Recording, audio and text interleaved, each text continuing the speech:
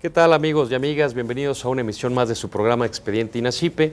Soy Rafael Rusbena y me da mucho gusto recibirlos el día de hoy. En esta oportunidad traemos para ustedes un tema que nos es muy familiar, pero a la vez yo creo que desconocido en su vida interna y en su funcionamiento, que es el tema del fuero militar. Y para tratar ese tema hemos invitado a dos personas conocedores del tema, que han estado involucrados también en las Fuerzas Armadas, y es el caso del maestro Alejandro Carlos Espinosa, quien es egresado de la Facultad de Derecho de la Universidad Nacional Autónoma de México y maestro de Derecho Procesal Penal por el Instituto Nacional de Estudios Superiores en Derecho Penal, profesor universitario, fundador de la maestría en Derecho Militar y Teoría de la Culpabilidad de la Universidad Anáhuac Campus Norte, y actualmente es director general de la revista Criminogénesis. Bienvenido, Alejandro Carlos. Muchas gracias. Y también nos acompaña el vicealmirante Renato Bermúdez Flores, quien es egresado también de la carrera de Derecho de la Universidad Nacional Autónoma de México. Inició su carrera en el ámbito militar, desde oficial hasta vicealmirante, y ha sido profesor universitario en distintas universidades y, por supuesto, en el heroico Colegio Militar, impartiendo la materia de Derecho Militar e Historia del Derecho Patrio. Bienvenido, vicealmirante. Gracias, muy amable. Pues a mí me gustaría empezar, Alejandro Carlos, por contextualizar el tema para nuestro público televidente, que en términos generales, aunque tiene muy claro la existencia de las Fuerzas Armadas, no conocemos muchas ocasiones cómo funciona el mundo militar a su interior. Te preguntaría en principio, ¿de qué estamos hablando cuando hablamos de fuero militar? Bueno, muy bien. Me parece muy interesante el planteamiento que haces, Rafael. Yo quisiera hacer una primera puntualización.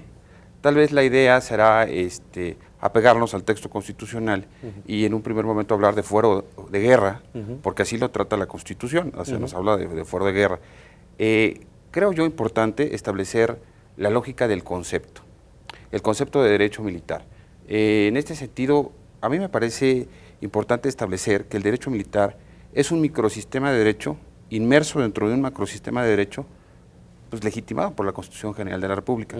Esto es, estamos hablando de un fuero de carácter especializado que tiene por función pues juzgar los delitos en su momento cometidos por los militares. En términos generales, ¿qué vamos a entender por fuero? Que se habla de fuero común, fuero militar, digo, para nuestro público no especialista. Sí, claro, por fuero yo entiendo que es la visión de competencia, la visión de jurisdicción. Evidentemente el fuero como un privilegio, como una prerrogativa, como un trato diferenciado, está, digamos que eliminado de la Constitución, está prohibido por la Constitución hablar de una cuestión de esta naturaleza. Pero sí en cuanto a competencia, entonces digamos hay una serie de normas para los militares y una serie de normas para los que no son militares. Sí, por supuesto, yo hablaría de que existe todo un sistema, un andamiaje jurídico para los militares, particularmente en el tema disciplinario y en el tema del derecho penal. Y decías que, la fuente original de todo esto es la Constitución, vicealmirante. En esos términos, ¿qué tratamiento da la Constitución o cómo ubica este fuero militar o de guerra, como nos comentaba Alejandro Carlos? Como acertadamente dice el maestro Carlos, el fuero de guerra, que es lo que menciona nuestra Constitución, alude a la subsistencia de los tribunales militares. Es única y exclusivamente eso, una subsistencia de los tribunales militares que juzgan sobre los delitos y faltas en contra de la disciplina militar que cometan exclusivamente el personal de las Fuerzas Armadas. Este famoso fuero, que podríamos eliminar el concepto de fuero y establecer, subsiste en una reforma constitucional, subsisten los tribunales militares para el conocimiento y resolución de los delitos y faltas en contra de la disciplina militar. Su origen se remonta ya en la época independiente, a partir de la Constitución de 1824, pasa a la Constitución de 1857 y finalmente llega a la de 1917, que se encuentra en vigor, y ha permanecido este famoso fuero, o sea, la subsistencia de los tribunales militares desde ese entonces. ¿Y se le denomina fuero de guerra? En la Constitución se le denomina fuero de guerra, y eso, como acertadamente manifiesta el maestro Carlos, ha ocasionado muchos problemas, porque mucha gente piensa en forma equivocada que el concepto de fuero es concepto de privilegio. Cuando No es una cuestión de competencia nada más. Exclusivamente, como lo podemos decir, el fuero federal, el fuero común o algún otro tribunal especial, porque nuestros tribunales son especiales, como serían los de trabajo, el fiscal y alguno otro que existe. Eso es. Y ya que señala esto la Constitución, Alejandro Carlos, ¿cómo baja a las leyes secundarias? ¿Cómo se va estructurando y vertebrando el fuero de guerra ya en leyes secundarias después de la Constitución? Bueno, indudablemente sigue todo un proceso legislativo como cualquier otra normatividad. No es el caso del Código de Justicia Militar, que tiene pues un antecedente en uso de las facultades extraordinarias del señor Presidente de la República en ese momento, y que desde entonces, bueno, está vigente, en 1933, entra en vigor en 34, pero las reformas y adiciones que sufre el Código de Justicia Militar, pues pasan por el Congreso de la Unión. Es más, yo diría que la lógica de ajuste atiende al principio de supremacía constitucional. Siempre que viene una reforma de carácter constitucional, por ejemplo, recordemos la de 1994, de Cuerpo del Delito, Elementos del Tipo, pues esa misma reforma la sufre el Código de Justicia Militar. Los derechos de las víctimas o las adiciones al 20 constitucional, en fin, todos los cambios. Por ejemplo, cuando es reciente, en términos de tiempo, que se elimina de la Constitución la posibilidad de la pena de muerte, ¿no? Curiosamente, también como consecuencia se debe reformar el Código Militar, ¿no? Claro, por supuesto. Curiosamente aquí ocurrió de manera anticipada. Meses antes de que se eliminara, se proscribiera de la Constitución la pena de muerte, se da una modificación, digamos, se cambia el Código de Justicia Militar, se reforma y se elimina la pena de muerte, sustituyendo estos tipos penales, aproximadamente 160 tipos penales que tenían por reservada la muerte. 160 tipos penales. Sí, digamos que muchos. Conductas hipotéticas, ¿no? Sí, claro, por supuesto. Tendríamos ahí la cuestión que se cambia de 30 a 60 años de prisión. Ese fue el cambio que se hizo, que desde mi particular punto de vista rompe un poco con la filosofía y la lógica de las penas militares. Finalmente la idea es preservar disciplina y en este sentido, pues bueno, si algo no había ocurrido en el sistema de justicia militar es el rezago de los asuntos, el hacinamiento en las prisiones, etcétera. Penas tan largas yo no las creo convenientes, toda vez de que uno de los ejes rectores del derecho militar sin duda es el servicio, y el servicio pues se va a ver afectado si las personas las tenemos privadas de la libertad, pues para qué los queremos como militares, ¿no? ¿Y ahorita la pena máxima es 60? 60 años de prisión. Oye, pero digo, a lo mejor interpreto erróneamente tu argumento, pero entonces, para no tener penas tan largas, entonces mejor pena de muerte para que no sean penas largas, o ¿cuál fue el razonamiento? No, tal vez había que repensar, ¿no? Todo, o sea, no hacer una reforma así tan rápida, tan intempestiva, ¿no? Del sistema de justicia militar, porque de hecho hay que hacer un replanteamiento no solamente de las penas, sino también de los procedimientos, de los propios tribunales y de los propios tipos penales, ¿no? Y sobre todo preservar lo que comentabas, que de alguna manera es con la intención de que permanezca la disciplina. Sí, por Esa era supuesto. tal vez una de las ratio legis de la existencia de la pena de muerte en el Código Militar. Sí, el temor mantiene quietas a las turbas, esa era la idea de la eliminación, por decirlo así, por eso se preservaba la pena de muerte.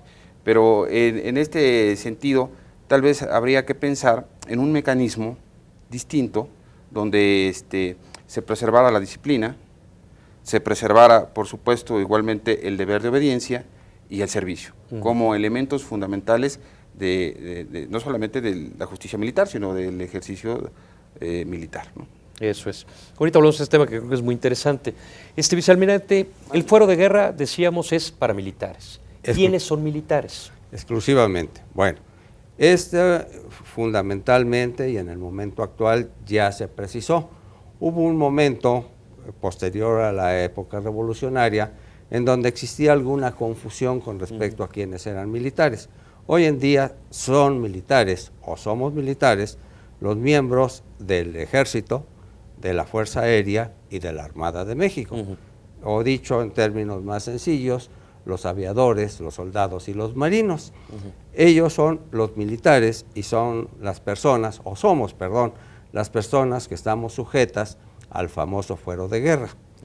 El famoso fuero de guerra, aún en situaciones especiales como la mía, de que me encuentro en retiro, estamos sujetos a continuar perteneciendo a las Fuerzas Armadas, no en servicio activo, sino ya, pues digamos, en una especie de receso, pero en cualquier momento podemos ser llamados a filas si el caso lo requiere, en caso de una emergencia, normalmente en caso de una guerra extranjera, podríamos ser convocados. Esos somos los militares, es decir, repito, los miembros del Ejército, los miembros de la Armada y los miembros de la Fuerza Aérea. Pero de cualquier manera el retiro siguen siendo parte de las Fuerzas Armadas, ¿no? Por supuesto, está considerado dentro de la legislación militar, no dentro del Código de Justicia, que como acertadamente menciona el maestro, es lo que más conocemos, lo que más se ha difundido, pero existe otra normatividad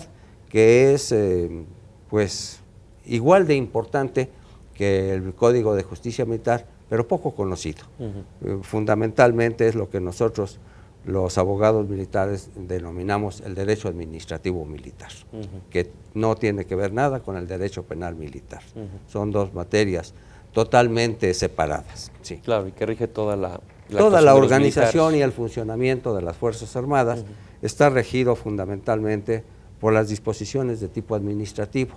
La más importante de esas disposiciones legales son las leyes orgánicas, una del Ejército y Fuerza Aérea mexicanos y otra de la Armada de México. Oiga, vicealmirante, una pregunta. Por ejemplo, una persona civil, es decir, que no optó por la carrera militar, que por ejemplo presta servicios administrativos, no sé, en la Secretaría de la Defensa Nacional. Primero, ¿es posible esto, que una persona que no pertenezca a la carrera militar preste servicios, por ejemplo, de tipo administrativo en la Secretaría de la Defensa Nacional o en las Fuerzas Armadas? No, definitivamente ya se superó esa etapa y antiguamente se llamaba este personal asimilado. Hoy en día todo el personal que labora dentro de las instituciones militares necesariamente tiene que ser miembro de la institución militar que corresponda. Ok, entonces cualquier tipo de actividad que se realice dentro de las Fuerzas Armadas son militares. Son militares. Así es. Ahora, por ejemplo, ¿cuál es el medio de acceder para la carrera militar? No sé, pienso en alguien, por ejemplo, creo que nos queda claro el caso del soldado, el caso del piloto aviador, el caso del marino, pero por ejemplo, la gente con actividades de tipo administrativo, pensemos en una oficina ordinaria, sí. ¿Cómo ingresan al servicio militar para efectos de que se le considere miembro de las Fuerzas Armadas? Bueno, vamos a suponer que una persona desea ingresar como oficinista. Por ejemplo. Como oficinista, que sería lo más común. Bueno, normalmente esta persona llega a la institución, hay un periodo donde se les contrata, se llama la contratación, formula una solicitud, satisface una serie de requisitos y cuando están completos todo esto, puede acceder a ingresar a las Fuerzas Armadas. Puede ser soldado, puede ser marinero, no en la Fuerza Aérea, porque en la Fuerza Aérea son altamente especializados, pero bueno, serán oficinistas y mecanógrafos, algún tipo. Pero también en las Fuerzas Armadas, y particularmente en la carrera de abogados, la mayoría de los profesionistas de esta especialidad proceden de la vida civil. Desde luego, habrá miembros de las Fuerzas Armadas que después de haber concluido sus estudios profesionales en la escuela militar correspondiente, hayan continuado su profesión, hayan ingresado a la profesión de abogado. Entonces, es el universo de personas que integran las Fuerzas Armadas. Sí, señor. Ahora, Alejandro Carlos, ¿a todo este universo de personas les es aplicable lo que se denomina fuero de guerra? Sí, por supuesto. Todos los militares están sujetos tanto disciplinaria como penalmente a las normatividades respectivas. En el caso del tema penal, estarán sujetos al Código de Justicia Militar y para los temas disciplinarios, pues evidentemente estará las leyes de disciplina para cada una de las corporaciones. Ahora bien, también hay una cuestión de carácter general que aplica, que esto tendría que ver ya no con el 13 constitucional, sino con el 123 fracción 13ª, apartado B. Que rige las relaciones de trabajo. Las relaciones laborales, bueno, yo diría, dicen que están separadas, ¿no? Precisamente el 123 los excluye de esta regulación, dice que se regularán por sus propias leyes los militares, pero finalmente regula esta circunstancia donde la relación es administrativo-laboral, ¿no? Porque es indudable que los militares también tienen derechos laborales. Ahora, por lo que respecta al ámbito civil, ahorita volvemos al penal, que es particularmente el de nuestro interés para este programa, pero en el ámbito civil, ¿hay normas específicas también para los militares o aquí se centra a la normatividad que nos es aplicable a todos, hablando del Código Civil de cada uno de los estados o el Código Civil Federal? Aquí había que hacer alguna precisión interesante, qué bueno que lo tocas, me parece muy bien, Rafael. La idea es hablar de la condición jurídica de los militares. Tal vez, si queremos nosotros hacer una precisión en ese sentido, debemos señalar que si alguien se encuentra circunscrito a la norma, es el militar. ¿Por qué? Porque le es aplicable, por ejemplo, en el tema penal, el fuero común, el fuero federal o el fuero constitucional de guerra, atendiendo a qué, a las condiciones en las que cometa el ilícito, en su caso, el delito, ¿no? Pero de igual manera le serán aplicables toda la normatividad común, civil, que exista, porque finalmente antes de ser militares, los militares son ciudadanos. ¿No? Es decir, no hay norma civil, bueno, es que digo, civil podría ser un poco en contraposición al término militar, pero digamos, no hay normas de derecho común específicas para los militares, son aplicables las que son aplicables a todos los mexicanos. Es decir, algo muy simple, un militar que se va a casar, pues evidentemente se contrae nupcias civiles en términos de lo establecido en el Código Civil. Sí, sin embargo, hay algunas cuestiones de endurecimiento natural propias de la disciplina que dan un tratamiento distinto a determinadas conductas de los militares con respecto a las conductas civiles. Por ejemplo, el simple hecho de contraer deudas y no cubrirlas podría aparejar una suerte de responsabilidad para los militares. ¿Por qué? Porque se protege el tema del honor y de la buena conducta. O sea, una responsabilidad en el ámbito del fuero de guerra. Disciplinario, ¿no? Ah, qué interesante. Sí, puede darse. Bueno, y el maestro Bermúdez es experto. Bueno, ahorita el vicealmirante les voy a pedir que nos ahonde este tema, que creo que es interesante. Yo particularmente no lo conocía, pero ahorita por lo pronto tenemos que ir a un breve corte. Regresamos.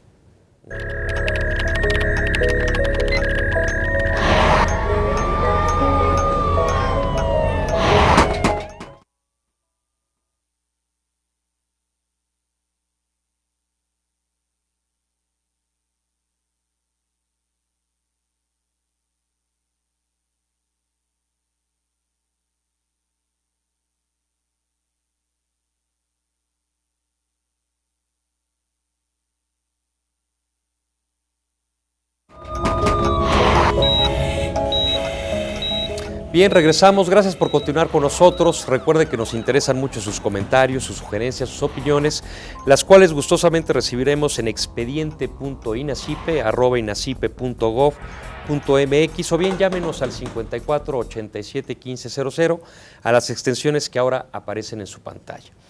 Pues bien, antes de continuar con este interesante tema de fuero militar o fuero de guerra, como nos han comentado los especialistas que se denomina a este tema, quiero mostrarles una revista de más o menos reciente aparición, que es precisamente la revista que dirige nuestro amigo Alejandro Carlos Espinosa, que ahora nos acompaña en el estudio, y que es la revista Criminogénesis.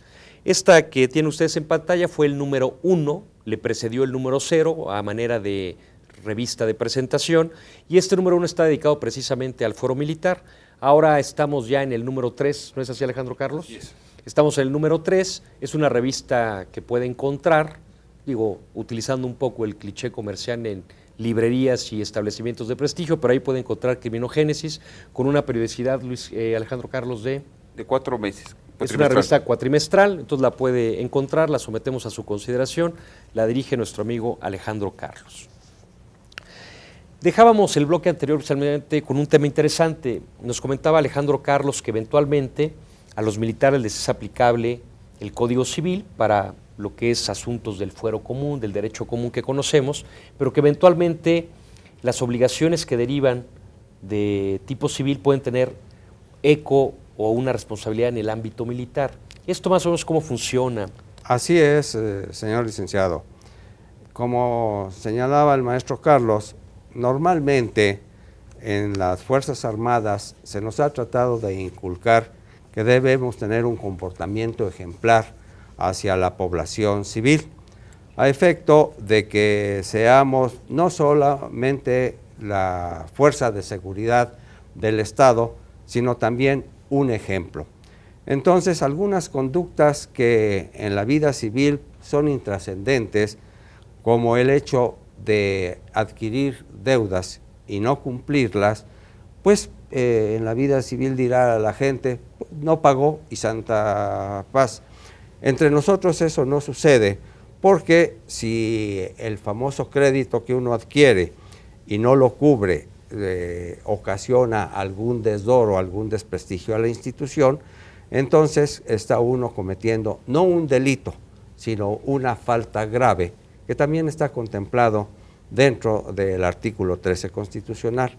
Repito una vez más, el 13 constitucional nos da la oportunidad de hablar de delitos que están contenidos en el Código de Justicia Militar y de faltas graves a la disciplina, faltas leves o faltas graves a la disciplina, y que aparecen contemplados en las famosas leyes de Entonces, disciplina. por ejemplo, el incumplimiento de una deuda, el pago de una deuda, sería una falta grave, Sí, que podría tener como consecuencia, ¿qué sanción? comparecer ante un órgano disciplinario, que son comúnmente conocidos como los tribunales de honor, y que nosotros tenemos considerados como los consejos de honor. Existen en el Ejército, en la Fuerza Aérea y en la Armada. Entonces, si yo obtuve el crédito en una entidad comercial y no lo cubro, pero porque lo obtuve en mi categoría de miembro de la Fuerza de la Armada de México, y no lo cubro, estoy ocasionando un desdoro a la institución y puedo ser, por supuesto, citado para comparecer ante este órgano disciplinario. También el hecho de realizar algunas conductas inadecuadas, realizar actos que vayan en desprestigio de la institución militar, puede acarrear el hecho de comparecer ante un consejo de disciplina. Oiga, y en términos generales, las faltas, ¿cómo se sancionan? ¿Con multas, arrestos o eventualmente cuál es, digamos, una de las sanciones genéricas? Bueno, hay fundamentalmente la más común es el famoso arresto, que simple y sencillamente consiste en retener al militar en sus instalaciones por el tiempo que tenga que cumplir el arresto. Este arresto en la actualidad tiene también otra figura que es famosa, el arresto en prisión militar, hasta por 15 días. Este tema ha sido muy polémico en virtud de las reformas efectuadas a la Constitución, de si debe subsistir hasta 15 días en prisión o se está vulnerando la Constitución. Dentro de la doctrina jurídica militar hay dos corrientes, una que señala que debe reformarse y otra que sostiene que debe permanecer. Porque la Constitución establece 36 horas. Afirmativo, entonces los que sostenemos la doctrina de que debe sujetarse a la Constitución, los arrestos deben ser de hasta 36 horas. Sin embargo, nuestras leyes de disciplina, tanto del Ejército, de la Fuerza Aérea como de la Armada, establecen que puede durar hasta 15 días de prisión, hasta 15 días de arresto en prisión militar. Muy bien. Oiga, pues en estas épocas eventualmente de carteras vencidas en instituciones financieras, pues los militares son los mejores clientes, ¿no? Posiblemente. Es decir, porque digo, finalmente por el honor y la disciplina que se inculca en las Fuerzas Armadas, incluso por la existencia de estas figuras, pues digo, no es solamente más allá del compromiso personal, ¿no? Sino que de alguna manera implica la institución, ¿no? Sí, necesariamente para que esto opere debe funcionar el principio de haberme ostentado yo como militar para obtener el crédito. Si yo obtuve mi crédito como una persona común y corriente, bueno, pues no me afecta. Puede, por supuesto, llegarse a plantear esa situación, claro, pero en términos generales nuestra gente es cumplida. Claro. Sí, hay supuestos para echar a andar esto, pero digo, es muy interesante la existencia misma de la figura, ¿no? Y citando un hecho relacionado con el derecho civil, que es poco conocido entre nosotros, por ahí en casi la mayoría de los códigos comunes de derecho civil tenemos dos figuras que han sido poco estudiadas, poco analizadas, que son los famosos testamentos. Existe un testamento militar y un testamento marítimo. Si nos Sí, que están considerados como testamentos especiales en el Código afirmativo, Civil, ¿no? pero bueno, pues su existencia en los códigos pues son de rancia tradición. Los dos vienen desde el derecho romano y han venido pasando de tiempo en tiempo y actualmente están todavía en dentro de los códigos civiles. Y de darse los supuestos que prevé el Código Civil para el testamento militar y marítimo, sí es en los términos que regula el Código. Según recuerdo, el militar es cuando precisamente en campo de batalla alguien queda mal herido y eventualmente ante la posibilidad de morir, ante sus compañeros de campaña, emite su declaración que viene a ser su testamento, ¿no? Su última voluntad, así es. Y el marítimo estando precisamente navegando en la mar. Así es, encontrándose, como dicen poéticamente, en la mar, o en el mar, como usted quiera denominarle.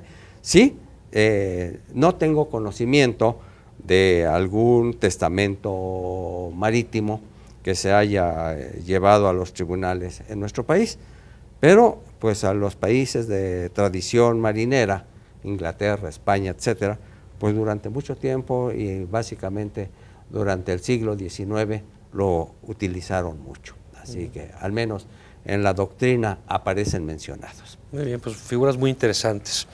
Oye, Alejandro Carlos, y entrando un poco a la materia a la que queremos llegar, que es el derecho penal, entonces cuando nos hablabas de esta ley suprema o la norma suprema que establece en la Constitución, ya en el ámbito penal bajamos al denominado Código de Justicia Militar. Claro. ¿Sí? Sí. Ahora, este Código de Justicia Militar, ¿qué establece? El funcionamiento y organización de las instancias militares, penales militares y los tipos penales, los tipos de delito, las sanciones. Sí, Rafael, mira, hay una cuestión muy interesante aquí con el tema del Código Militar. De entrada yo diría que se trata de un Código de Justicia Penal integral. Esto es, bajo esta idea de la codificación penal, están insertas en el documento cuestiones procesales, cuestiones sustantivas, cuestiones ejecutivo-penales e incluso algunas cuestiones vinculadas con organización. Organización de los tribunales, organización del Ministerio Público y aspectos vinculados incluso con algunas cuestiones de la parte general del derecho penal. Esto es, en un mismo documento integral se encuentran todas estas disposiciones y particularmente para los efectos de la competencia, de esto que hablamos ahora del fuero, ¿no? Habría que hacer dos distingos importantes. Para efecto del Ministerio Público Militar, que es la representación social militar, el encargado de investigar y perseguir los delitos de este fuero, hay una regla general de competencia prevista en el artículo 57, fracciones primera y segunda del Código de Justicia Militar. En la fracción segunda particularmente, es muy interesante, se da una lógica que a mí se me ocurre llamarle extensos del tipo. Esto es, cómo alcanza el derecho militar a conocer de delitos del fuero común y del fuero federal. Cuando el militar se encuentre en servicio o con motivo del mismo, la competencia será de un tribunal militar. Cuando se encuentre o se dé una lógica de un delito conexo, esto es que concurra un delito común federal o común y federal con un militar, conocerá los tribunales militares. Cuando se dé en una instalación militar, conocerán los tribunales militares. Cuando se dé frente a la tropa formada, de igual manera, o bien, como lo dice el propio código, frente a la bandera.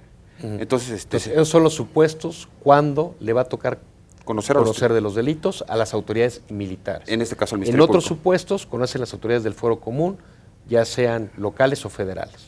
Particularmente en un supuesto, que es cuando el militar se encuentra franco, como hombre libre. Es decir, en su día libre, no en está su sujeto día al libre, en sus servicio. vacaciones, que no se encuentre, o sea, no quiero decir que no se encuentre sujeto al fuero, sino se encuentra en esa calidad, en esa posibilidad, en esa condición. Sí, no está afecto al servicio en ese momento. Exactamente, esa es la distinción. Está en su día de descanso, vaya, días de descanso. Y eso da la posibilidad de que pueda cometer un delito común o un delito federal de manera totalmente directa, ¿no? E incluso pues ser juzgado por la justicia federal o por la justicia común. Ahora, hablabas de Ministerio Público. En el ámbito del derecho penal militar, ¿se le conoce igual, Ministerio Público Militar? Sí, Esa es la denominación del... Sí, esta figura ¿del servidor constitucional recae en la persona del señor Procurador General de Justicia Militar, quien delega en sus primero, segundo, tercero y cuarto agente adscrito. Creo que van hasta el cuarto, no sé si hay un quinto ya. Pero se les denomina ministerios públicos. Agente adscrito. Primero, segundo, tercero y cuarto agente adscrito, que vendrían a ser como los subprocuradores de justicia militar, encargados a lo mejor uno de averiguaciones previas, otro de procesos, otro del tema vinculado con derechos humanos, no sé. Ya la estructura administrativa. La estructura que administrativamente se haya denominado. Entonces, en este ámbito, en el penal, vicealmirante, digamos, se reproduce de alguna manera la misma estructura que sucede en el fuero común, es decir, existe una procuraduría militar y después de la procuraduría militar existe un tribunal superior militar. Así es. ¿Y la función de la procuraduría cuál es? En virtud de lo dispuesto por el artículo 21 constitucional, fundamentalmente es la persecución de los delitos. Nos tenemos que sujetar en todo a lo que manda, a lo que dispone la Constitución. El Ministerio Público Militar tiene como función fundamental investigar y, en su caso, ejercitar la acción penal militar en contra del personal de las Fuerzas Armadas. Entonces, a la manera de las procuradurías de los estados y a la manera de la Procuraduría General de la República, si sucede el hecho que se pueda presumir como un delito de carácter militar, se pone el conocimiento del Ministerio Público Militar y él inicia la averiguación con el apoyo de la Policía Judicial Militar, ¿también se le denomina así? Así es, exactamente. Nosotros tenemos un sistema previsto precisamente en el Código de Justicia Militar, un tanto, ¿cómo le llamaríamos? Un tanto extraño. Algunos miembros de las Fuerzas Armadas en su actividad, fundamentalmente quienes se desempeñan algunas funciones de guardia, están facultados para actuar como policía judicial militar. Esta persona está capacitada para tomar practicar las primeras diligencias en un documento que se llama Acta de Policía Judicial Militar, que posteriormente se turna al agente del Ministerio Público Militar para que sea el que lo perfeccione, para que la mayoría de los delitos que se cometen en el ámbito militar sean perseguidos de inmediato, no esperar a que se realicen otra serie de actos administrativos, puesto que, como señalaba el maestro Carlos, la mayor parte de estos hechos acontecen dentro de las instalaciones militares, pueden acontecer. Es fácil entonces tener un control sobre dichos hechos y para eso actúa este agente de la Policía Judicial Militar, que es habilitado, que es normalmente los comandantes de guardia. Ellos practican las primeras investigaciones, toman declaración, realizan algunos actos que posteriormente habrá de perfeccionar el agente del Ministerio Público Militar. Entonces, cuando finalmente el Ministerio Público, después de realizar la investigación con la gente de apoyo que tiene, considera que hay un delito, un presunto responsable, a la manera también del Foro Común, lo consigna ante el Tribunal de Justicia Militar. Bueno, para mejor ubicar la situación, la organización de los tribunales militares básicamente es de la parte superior hacia abajo, está constituido por el Supremo Tribunal Militar. Así se denomina, Supremo Tribunal Militar. Después siguen los consejos de guerra ordinarios y los consejos de guerra extraordinarios. Y finalmente están los jueces militares o juzgados militares.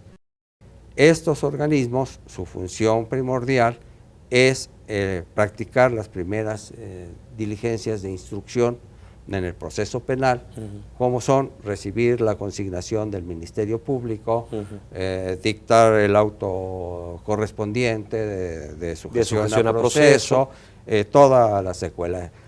Se cumplen exactamente todo el procedimiento establecido en la Constitución. Es exactamente lo mismo que se realiza en un juzgado federal o en un juzgado del fuero común. Y conoce en esa instancia el que se denomina juez militar. Juzgado militar o juez militar, como que está a cargo de un solo juez. Está a cargo de un solo juez con un secretario de acuerdos y el personal subalterno que corresponda. La idea es que es un instructor del procedimiento. Él verifica todo el procedimiento hasta que se encuentra en estado para que sea sometido al Consejo de Guerra, si así procede, por supuesto. Hay pocos delitos que se juzgan directamente en el juzgado militar. La idea de la justicia militar se sustenta en un principio muy viejo que heredamos desde la época romana, de que los pares deben juzgar a sus pares. Entonces, ¿quiénes son sus pares? Bueno, pues son los miembros de los consejos de guerra. Entonces, la idea original es que todos los delitos sean juzgados en los consejos de guerra. Es decir, entonces el juez es el militar instructor. es llevando el proceso para eventualmente dejarlo encaminado para llegar al Consejo de Guerra. Afirmativo. Este es un tema muy interesante que yo pensaba platicar con ustedes porque pues, eventualmente luego no tenemos mucha información a cómo ocurre, pese a que tenemos la referencia de que existe este nuevo Consejo de Guerra, ¿no?, que puede implicar muchas historias al interior. Pero ahorita por lo pronto tenemos que hacer un corte, es muy breve, regresamos.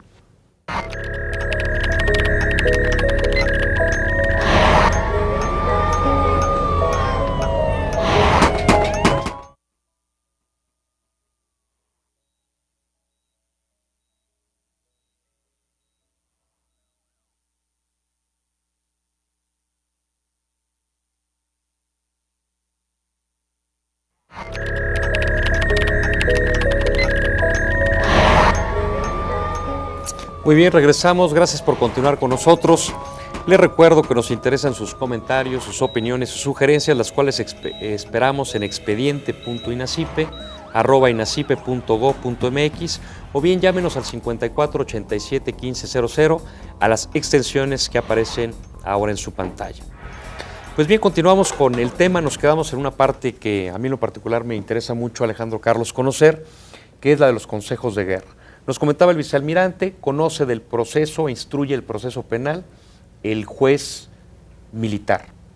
El juez militar, entiendo, en algunos supuestos llega y emite una sentencia, pero en otros encamina el proceso para que conozca y resuelva un consejo de guerra. ¿Es así? Sí, es muy correcto, como lo señala el vicealmirante Bermúdez Flores, con gran claridad. El juez es un instructor del procedimiento en todo momento. Aquí habría que establecer tal vez cuáles son los casos donde conoce uno y conoce otro. Digamos que en los delitos que no son muy graves son competencia del juez militar, ¿no? Aquellos delitos cuyo término medio aritmético sea igual o menor a 1 año, ¿no?, serán competencia del juez militar. Él directo emite sentencia. Emite su sentencia y listo, ¿no? Evidentemente existen las posibilidades de recurrir ante el Supremo Tribunal Militar esta resolución. En los casos del Consejo de Guerra, ordinario particularmente, que son los más de los asuntos, digamos que tiene competencia por exclusión. Todos aquellos asuntos que no sean competencia del Consejo de Guerra extraordinario ni de los jueces, lo serán del Consejo de Guerra ordinario. Pero en principio el juez instructor, que es el juez militar, llevó todo el proceso para finalmente someterlo a concesión del Consejo de Guerra. El Consejo de Guerra, que es un... ¿Y el Consejo de Guerra qué es el Consejo de Guerra? Como una suerte de juicio oral, ¿no?, donde pues se desahoga a través de un pleno. Son varios miembros, varios, por supuesto, generales, bueno, o militares de alto rango, los que van a través de un voto, de la emisión de un voto y el desahogo de un procedimiento establecido para el Consejo de Guerra, ¿no? Está el previo al juicio y luego el Consejo, se da este desahogo y ellos votarán sobre la inocencia o culpabilidad del procesado. Y ya será el juez quien, atento a esta votación, emite la resolución con apego a derecho. Por lo menos ya emitirá la resolución, pero ya quien emitió el veredicto fue el Consejo de Guerra. Finalmente quien lo juzga es el Consejo. ¿No? O sea, el Consejo dijo culpable o inocente y ya el juez va a aplicar la sanción que corresponda. Porque técnicamente es el que está, digamos que capacitado para hacer la resolución judicial. Bueno, entonces este Consejo de Guerra, vicealmirante, es a la manera de la audiencia de juicio oral que ahora se pretende implantar a nivel del fuero común con el sistema penal acusatorio. ¿Nos puede platicar un poco cómo es un Consejo de Guerra? Así es, mire, posiblemente si usted recuerda muchas de las películas que tienen temas bélicos, se habla de la famosa corte marcial. Es exactamente eso, es una corte marcial, nosotros le llamamos consejos de Guerra, su origen es francés. Se implantó por primera ocasión en la legislación francesa. De ahí se trasladó a la española y nosotros la heredamos directamente de la española. Está constituida normalmente por 5 miembros, 5 elementos militares, normalmente de las jerarquías superiores, siempre de jerarquía superior al procesado, al acusado.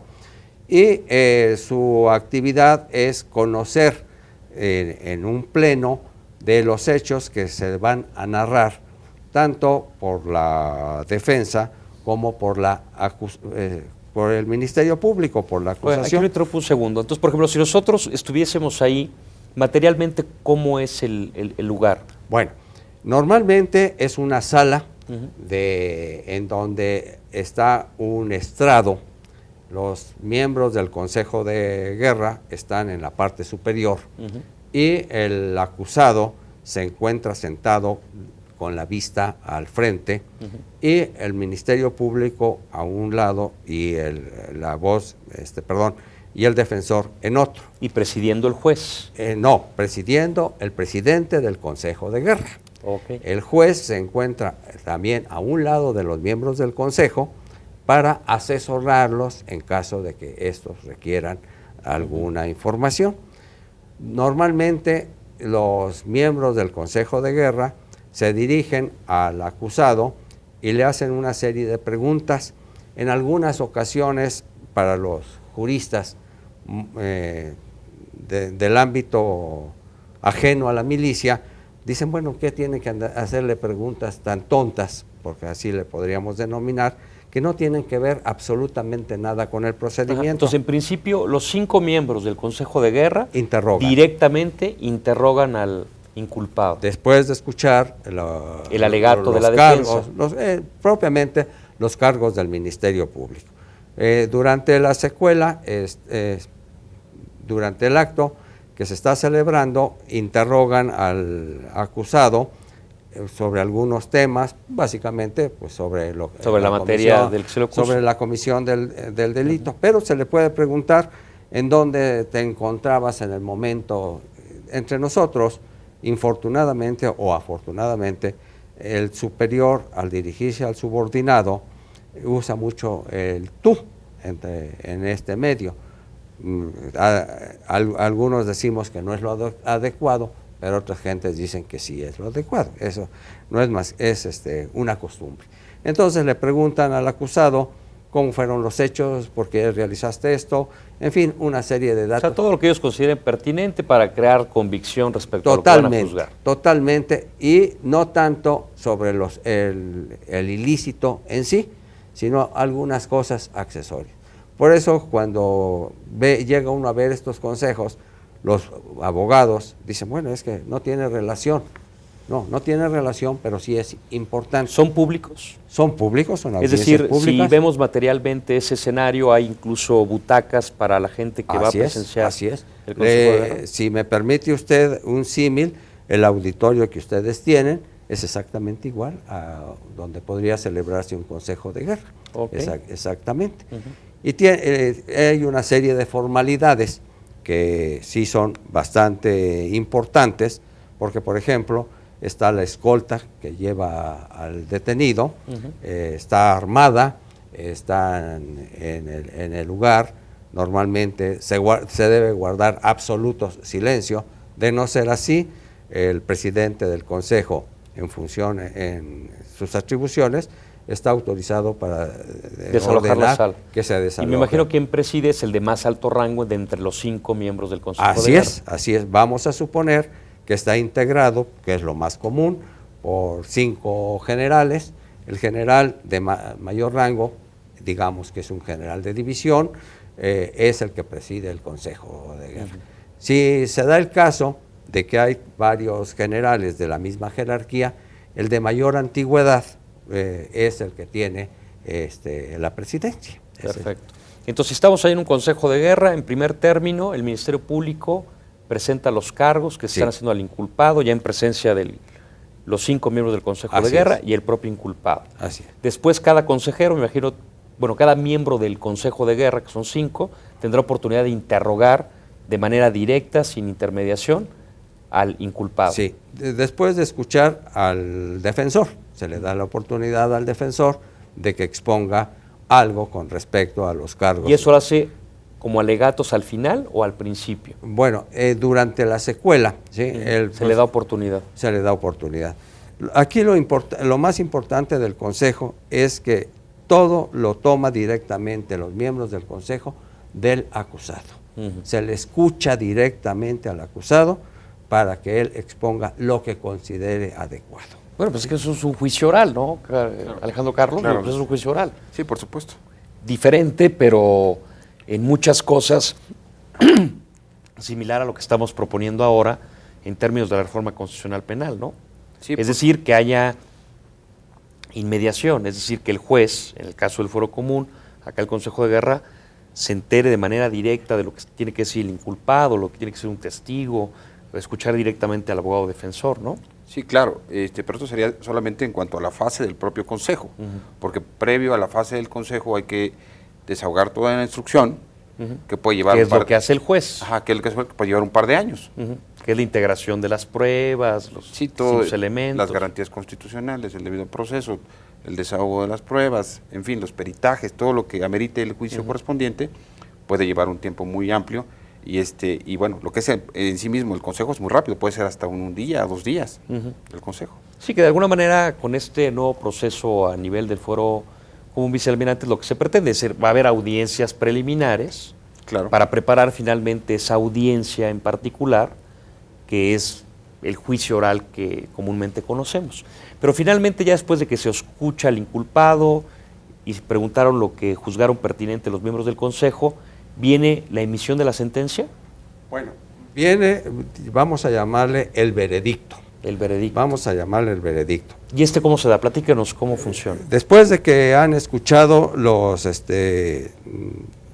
integrantes del Consejo de Guerra a las partes del proceso, se ordena, ellos se retiran, normalmente pasan a una sala que se encuentra a un lado o atrás de la sala de audiencias, y ahí deliberan sobre la responsabilidad, la inocencia, consideran varias cosas, ellos lo discuten, y una vez que han terminado esos comentarios, retornan a la sala de audiencias y hacen saber el veredicto. Entonces, el encargado de hacerle saber al inculpado el veredicto le comunica: eres culpable. Que en este caso, ¿quién es el presidente del Consejo? El secretario. El secretario.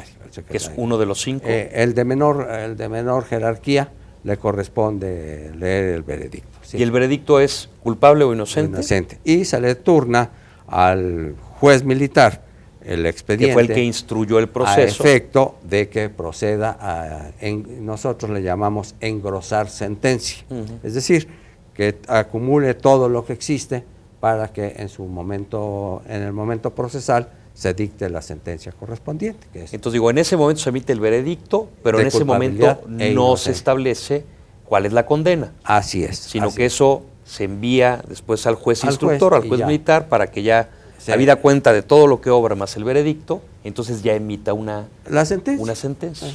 Ya se engrosa la sentencia, se hace el análisis y se le está condenando. ¿Sí? ¿El Consejo Extraordinario es igual, pero para delitos graves? No. ¿O tiene otra composición? Su composición es similar, pero los consejos de guerra extraordinarios solamente funcionan en época de guerra o en campaña. Es decir, para que haya inmediatez en el procedimiento. Los casos más sonados son todos aquellos que usted ha visto en la televisión, bueno, actualmente en la televisión y antiguamente en las películas, donde se reunía el consejo, se realizaba el veredicto en forma muy inmediata y se resolvía culpable o inocente y se le mandaba a fusilar. Esto sucede normalmente y exclusivamente durante época de guerra o en etapa de campaña. Sí. En otra ocasión no funcionan los consejos de guerra. Sin embargo, en estos consejos de guerra también, extraordinarios, se cumplen con la totalidad del procedimiento. Lo único que pues se suprime en alguna forma pues son los tiempos, deben ser con mayor celeridad. El delito que antiguamente se sancionaba con inmediatez era básicamente el de traición. Era el que estaba penado y inmediatamente se trataba más de dadas las ejecutar. circunstancias, ¿no? Circunstancias de Atendiendo guerra a o la de etapa campaña. bélica, era cuando se pretendía que, bueno, nos traicionó o nos ocasionó un problema severo, bueno, pues pásenlo por las armas, o dicho sencillamente, fusílenlo. Fusílenlo. En esta parte, Alejandro Carlos, que nos refería al vicealmirante, el Consejo da su veredicto, se turna el expediente al juez militar para que dicte su sentencia. Cuando dicte esta sentencia es lo que podríamos llamar, o es el equivalente a la sentencia de primera instancia en el ámbito del fuero común y el fuero federal. Sí, de hecho es una sentencia de primera instancia. Y esta se puede apelar, por tanto. Claro, Y se apela, ¿y quién conoce de la apelación? el Supremo Tribunal Militar. ¿no? Y ahí cómo está estructurado. Son magistrados. Primer magistrado, segundo magistrado, tercer magistrado, cuarto ¿Y magistrado. funcionan en salas a la manera de los tribunales superiores de justicia de las entidades federativas? ¿O? Sí, atendiendo a casos, atendiendo como acá, atendiendo a los casos. Aquí la característica muy particular es la presidencia del Supremo Tribunal Militar. Por disposición del propio Código de Justicia Militar, los magistrados son evidentemente licenciados en Derecho y juristas, ¿no? Pero el presidente es un militar de guerra. Esto es una característica muy interesante porque... O sea, no necesariamente es abogado. No es abogado. Generalmente no es abogado y creo que tradicionalmente se ha mantenido esa circunstancia por disposición del propio Código de Justicia Militar. Es un experto en el, digamos, un general, el más alto grado de conocimiento de normas y de conceptos y de doctrina militar, pero no es un jurista, ¿no? Y él es el que tendrá pues la presidencia del tribunal, ¿no? Eso es algo muy circunstancial, muy interesante porque, bueno... Pero el presidente no resuelve. No, el presidente no integra sala, no... No, sí, cómo no, forma parte, claro, y es muy importante su opinión, ¿no? Evidentemente, esto atiende a la lógica de hacer mantener la disciplina como eje rector de la justicia militar. Cuestionable o no cuestionable, el control sobre el garantismo, etcétera, pero bueno, ahí está, por lo menos así es como está. Pero hay ahora. segunda instancia. Si en la segunda instancia se sigue sintiendo agravado el inculpado, ¿ha lugar al amparo? Sí, por supuesto. Y ya sale, digamos, entonces del fuero militar para entrar al fuero a común. la justicia federal. El artículo 1 del Código de Justicia Militar establece todavía, porque bueno, parece que hay algunos proyectos que están ventilando, 4 o 5, todavía establece que la justicia militar se administra por los jueces, por los consejos de guerra ordinarios, por los extraordinarios y por el Supremo Tribunal Militar. Pero en verdad, en muchos de los casos, quien termina diciendo la justicia militar es la justicia federal vía el amparo.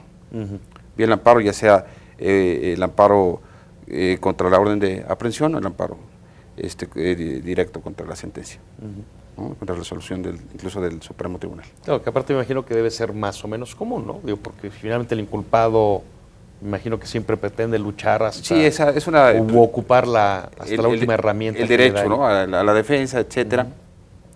Sí, por supuesto, muchos asuntos militares llegan a ser resueltos por la justicia federal. Muy bien. ¿no? Vicealmirante, nos quedan 2 minutos, pero quisiera preguntarle algo. Antes de que se quitara del Código de Justicia Militar la pena de muerte, ¿cuándo fue la última vez que usted tenga memoria que se aplicó la pena de muerte en el fuero de guerra, en los tribunales militares? Porque yo había oído, pero son historias que por ahí de los años 60, alguna cuestión de esta naturaleza. Así es, efectivamente, fue en el año de 1961 cuando se fusiló al último soldado en Torreón, Coahuila, que había cometido el delito de insubordinación, causándole la muerte a su superior. Esto es, simple y sencillamente, dicho en términos sencillos. ¿Por no acatar las órdenes? No desobedeció, sino le faltó al respeto a la subordinación debida a su superior jerárquico y además lo mató. Consecuencia, se le aplicó la pena de muerte y fue fusilado. A raíz de eso, y ya como existía en nuestro medio hablo en el medio del país, la idea de que debería suprimirse la pena de muerte, los casos posteriores fueron definitivamente suspendidos. No se Entonces, volvió digamos, a ejecutar. a partir de entonces sí llegó a haber penas que se condenaba a muerte, pero era conmutada. Así es. ¿Esa así es. conmutación a quién le correspondía? Al presidente de la República. Presidente de la República. Sí. Entonces, digamos, el fuero de guerra le hacía el conocimiento al presidente de la República que con motivo de un juicio se había condenado a muerte a alguien. A fulano. El presidente de la República tomaba conocimiento y conmutaba la pena de muerte por una pena, me dijeron, la más alta. Se llamaba la de prisión extraordinaria, que era de 20 años en aquel entonces. Muy bien, pues Era muy interesante. Con eso estamos llegando al final.